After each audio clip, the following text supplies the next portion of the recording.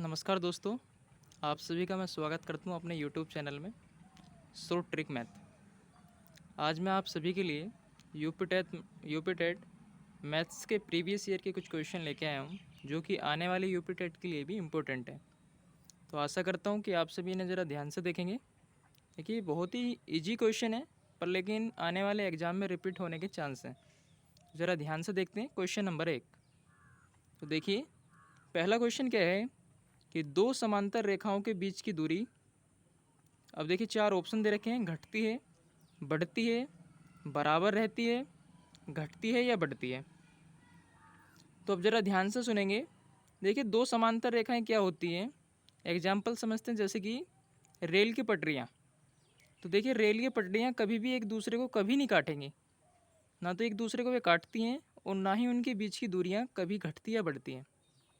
तो समांतर समांतर का मतलब है पैरेलल, तो उनके बीच की दूरी घटती है, ये तो गलत हुआ। बढ़ती है, बढ़ भी नहीं सकती।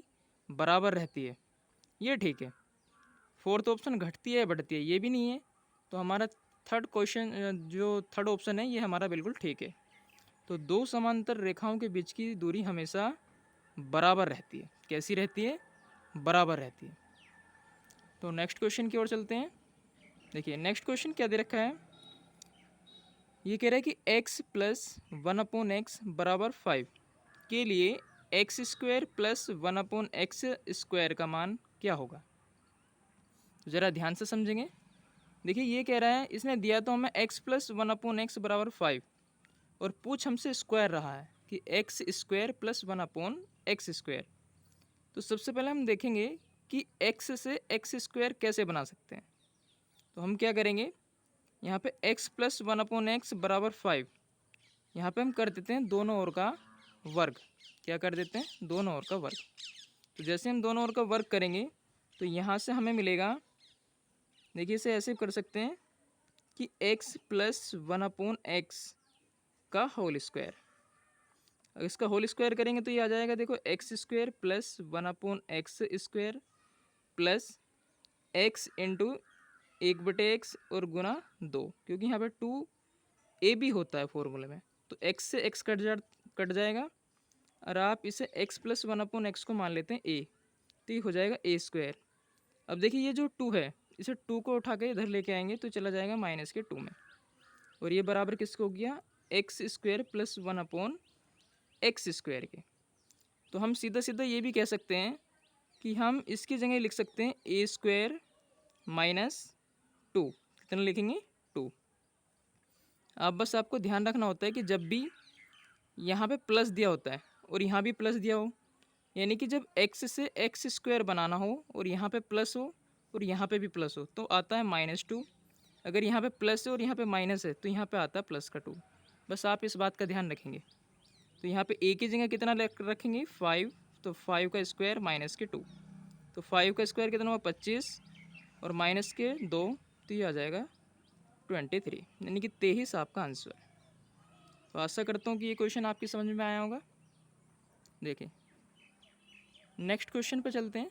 देखिए, नेक्स्ट क्वेश्चन क्या है, ये कह रहा है कि यदि एक झील की लंबाई और चौड़ाई क्रम से 40 मीटर तथा 10 मीटर हो तथा इसमें 1200 घन मीटर पानी है, तो झील की गहराई क्या है।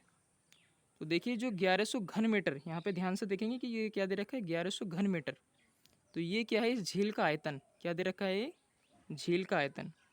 और जो झील होती है वो घन के आकार में होती है। घन की नहीं, आप ध्यान से सुनेंगे, ये होती है घनाभ के आकार में, यानी कि जिसकी लंबाई, चौड़ाई और ऊंचाई सभी अलग अलग होती हैं, वो होती है हमारे घनाभ के आकार की। तो झील की देखिए, इसका आयतन का फॉर्मूला होता है लंबाई गुना चौड़ाई गुना ऊंचाई बराबर इसका क्या होता है? आयतन। ये होता है इसका आयतन। तो देखिए, लंबाई कितनी दे रखी है इसकी? 40। चौड़ाई कितनी दे रखी है? 10। गहराई हमें निकालनी है, इसकी हाइट निकालनी है, और आयतन दे रखा है 1200। देखिए, 4 1 0 1 0 2 0 कट गई, इस 4 से 12 कट गया 3, तो h बराबर आ गया हमारा 3 मीटर। कितना आ गया ये? 3 मीटर। यही आपका आंसर होगा। नेक्स्ट क्वेश्चन पे चलते हैं। देखिए नेक्स्ट क्वेश्चन क्या कह रहा है। देखिए 0.11 और इसके ऊपर दे रखा है बार प्लस 0.22 ऊपर बार दे रखा है, फिर ब्रैकेट बंद गुना 3 का मान बताइए। देखिए ज़रा ध्यान से सुनेंगे। जब भी संख्याओं के ऊपर बार होता है तो जितने भी संख्याओं के ऊपर बार होता है उतने ही बटे में हमें 9 लिखने होते हैं। जैसे कि ये लिखा हुआ है 0.11, इसके ऊपर बार है तो हम इसे लिखेंगे 11/99। क्या लिखेंगे इसे? 11/99 प्लस यहाँ पे भी देखिए 2 यानी कि 2 डिजिट के ऊपर बार लगा हुआ है तो हम इसे लिखेंगे 22/99। क्या लिखेंगे? 22/99। जितने भी अंक के ऊपर बार लगा होता है नीचे उतने ही 9 लेते हैं। ठीक है, यहाँ पे दे रखा है इसने मल्टीप्लाई 3। देखो इनका एलसीएम लेंगे तो 99 आ जाएगा। ऊपर ऐड करेंगे ना 11 + 22 गुना 3। तो देखिए 11 और 22 कितना हुआ? 33। 33 3 99। 99 से 99 कट जाएगा, आंसर आ जाएगा 1। तो आंसर कितना हो गया? 1। 22 और 11 33। 33 3 99। 99 से 99 कट जाएगा तो आंसर आ जाएगा 1। यहाँ पे कितना हो जाएगा ये? 33 गुना 3/99। तो 33 3 99 और 3 से 3 कट गया तो आंसर आया 1। नेक्स्ट क्वेश्चन की ओर चलते हैं। देखिए क्या कह रहा है 5th क्वेश्चन कि 60 यानी कि 60 तक सभी सम संख्याओं का योगफल क्या होगा। तो 60 तक की सभी सम संख्याओं का योगफल पूछ रहा है। तो देखिए 60 तक, तो देखिए लगातार अगर 60 तक की संख्याएं होंगी तो इनमें 30 विषम संख्याएं होंगी और 30 सम संख्याएं होंगी। तो पहली बात तो हमें ये पता चला कि सम संख्याएं होंगी कितनी? 30। कितनी होंगी? 30।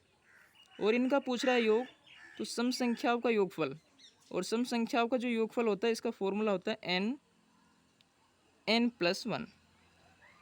तो संख्याएं हैं 30 और 30 में एक जोड़ेंगे तो कितना हो जाएगा? 31। और इसके इसमें मल्टीप्लाई करेंगे तो 3 तिया 9, 3 एकम 3 और 3 तिया 9, एक जीरो बचेगी, इसे यहाँ पे लगा देंगे तो 930। तो आंसर आया आपका 930। तो पहली बात तो हमने ये देखा कि 60 तक सम संख्याएँ होंगी कितनी? 30 सम संख्याएँ होंगी और 30 विषम संख्याएँ होंगी। सम संख्याओं का योगफल निकालना है तो इसका फॉर्मूला होता है n+1। तो 30 और ब्रैकेट में n+1 यानी कि 30 और 1 31। 3 एकम 3, 3 तिया 9 और 1 जीरो। तो आंसर हो गया 930। आशा करता हूँ कि ये क्वेश्चन आपकी समझ में आया होगा। इससे आगे नेक्स्ट क्वेश्चन पे चलते हैं। देखिए क्वेश्चन नंबर 6। देखिए क्वेश्चन नंबर 6 में क्या कह रहा है। देखिए क्वेश्चन नंबर 6 ये दे रखा है। क्वेश्चन नंबर 6 में कह रहा है कि दी गई आकृति में x और y के मान बताइए। और देखिए यहाँ पे एक त्रिभुज दे रखा है और एक इसका बाह्य एंगल दे रखा है। तो ज़रा दोस्तों ध्यान से देखेंगे कि जब भी इस तरीके से दो लाइनें काटती हैं तो ये वाला कोण इस वाले कोण के हमेशा बराबर होता है।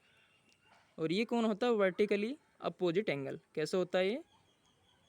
Vertically opposite angle. Vertically opposite angle. तो अगर ये 80 है तो ये y भी कितना होगा? 80 होगा। ये कितना होगा? 80 डिग्री। अगर ये 80 है तो ये भी कितना होगा? 80 डिग्री। अब देखिए त्रिभुज है और त्रिभुज का ये y 50, ये वाला ए कोण और बी कोण। हमें पता है कि त्रिभुज के सभी अंत्य कोणों का योगफल होता है 180 डिग्री। कितना होता है? 180 डिग्री। तो 180 डिग्री माइनस कर देंगे। देखो ये वाला एंगल और ये एंगल ए और एंगल वाई, इन दोनों को माइनस कर देंगे तो हमें एंगल कौन सा मिल जाएगा? x। यानी कि 80 और प्लस 50। तो 180 माइनस 130, 80 और 50 होगी 130, बचा कितना? 50 डिग्री। कितना बचा? 50 डिग्री। तो ये हो जाएगा हमारा एंगल x। तो ये कौन सा हुआ हमारा? Angle x। x बराबर कितना आ गया हमारा? 50 डिग्री। आंसर। ठीक है, तो क्या करा हमने इसमें कि पहले ये देखा कि अगर ये 80 दे रखा है तो ये इसका अपोजिट वर्टिकली अपोजिट एंगल है तो ये भी कितना होगा? 80। तो ये y कितना हो गया? 80। और हमें पता है कि त्रिभुज के तीनों कोणों का योग होता है 180 डिग्री। 180 डिग्री में से हमने एंगल ए और एंगल y को घटा दिया यानी कि 80 और 50 130, 130 घटाया तो आंसर आता है हमारा 50 डिग्री। और ये 50 किसका मान होगा? वाई एंगल, इसका एक्स एंगल का। तो आपका आंसर एक तो वाई 80 डिग्री आया, वाई कितना आया? 80 डिग्री एक आंसर, और दूसरा आंसर एक्स बराबर 50 डिग्री। आशा करता हूँ कि ये क्वेश्चन भी आपकी समझ में आया होगा। चलते हैं नेक्स्ट क्वेश्चन की ओर। Question number 7। क्वेश्चन नंबर 7 देखो जरा ध्यान से समझेंगे। ये थोड़ा लैंग्वेज वाला क्वेश्चन है पर है बड़ा इजी, समझिए। देखिए, काजोल 1 घंटे में एक किताब का 1/3 भाग पढ़ती है। वह किताब को 2 से ही 1/5 घंटे पढ़ती है। इस किताब का कितना भाग पढ़ने को शेष बचता है? तो वो पूछ रहा है शेष भाग। ध्यान से समझेंगे, शेष भाग। तो देखिए, 1 घंटे में पढ़ा जाता है 1/3 भाग किताब का। कह रहा है 2 से ही 1/5 घंटे, यानी कि 5 दूनी 10 और 11, 11/5 घंटे। देखिए, अगर 1 घंटे में 1/3 भाग पढ़ा जाता है तो 11 से ही 5, 11/5 घंटे में कितना भाग पढ़ा जाएगा? तो आप बता सकते हैं 11/5 गुना 1/3। तो ये हो जाएगा 11/5 या 15, यानी कि 11/15 भाग वो पढ़ चुकी होगी। तो 11/5 भाग तो पढ़ लिया। अब बचा कितना, वो पूछ रहे हैं कि शेष भाग।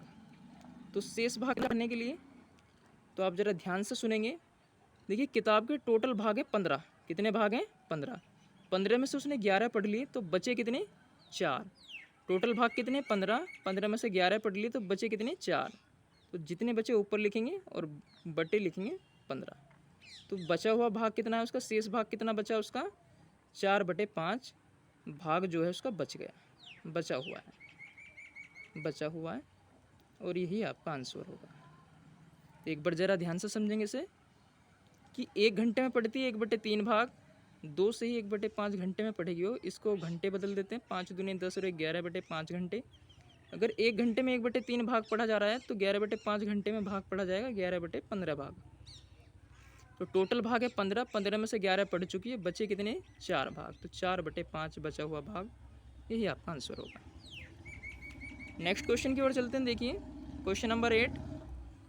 ये कह रहा है कि दो संख्याओं का योगफल,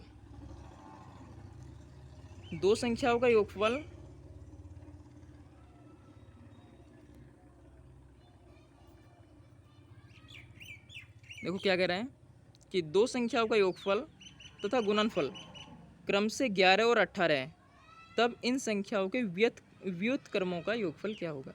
तो देखिए, योगफल कितना दे रखा है। माना कि पहले तो मान लेते हैं 2 संख्याएं। माना 2 संख्याएं हमने मानी कि x और y है। इनका योगफल यानी कि x + y, ये हमारे पास कितना दे रखा है उसने? 11। और इनका गुणनफल यानी कि x × y, ये दे रखा हमें 18। और कहा कि इनके व्युत्क्रमों का योगफल बताइए। इन दोनों का व्युत्क्रमों का योगफल, तो व्युत्क्रम, तो देखिए इनका व्युत्क्रम देख लेते हैं। 1/x और +1/y, ये पूछ रहा है हमारे से इनके व्युत्क्रमों का योगफल। तो देखो, इसका एलसीएम लेंगे तो ये आ जाएगा हमारा xy। x से काटेंगे तो ऊपर आएगा y से काटेंगे तो ऊपर आएगा x।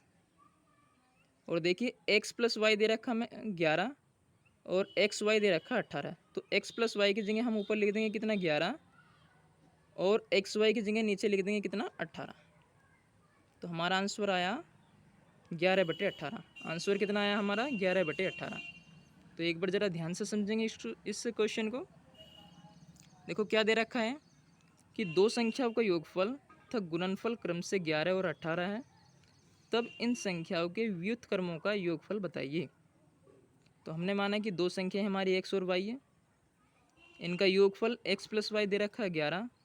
इनका गुणनफल xy दे रखा है 18। कहा कि व्युत्क्रमों का योगफल बताइए, व्युत्क्रम का योग बताइए। तो व्युत्क्रम यानी कि इनका अपोजिट, यानी कि ये जो संख्या हमने मानी है इन्हें 1 के अपोन में लिख देंगे। 1/x + 1/y, ये हमें बताना है। तो हमने इनका एलसीएम लिया तो एक्स वाई आया, एक्स से काटा तो ऊपर वाई, यहाँ पे वाई से काटेंगे तो यहाँ पे आया एक्स। अब ज़रा ध्यान से देखेंगे, ये एक्स प्लस वाई बराबर दे रखा है 11, तो यहाँ पे देखिए ये भी एक्स प्लस वाई या वाई प्लस एक्स, बात एक ही है। तो ये कितना है 11, और एक्स वाई कितना दे रखा है 18, तो 11/18 यही आपका आंसर होगा। आशा करता हूँ कि ये सभी क्वेश्चन आपको समझ में आए होंगे, और आपसे एक रिक्वेस्ट है कि प्लीज़ मेरा मोटिवेट करने के लिए मेरे चैनल को लाइक करें, सब्सक्राइब करें, ताकि मैं आपके लिए एक से बढ़कर एक वीडियो अच्छी से अच्छी प्रोवाइड आपको कराता रहूँ। धन्यवाद।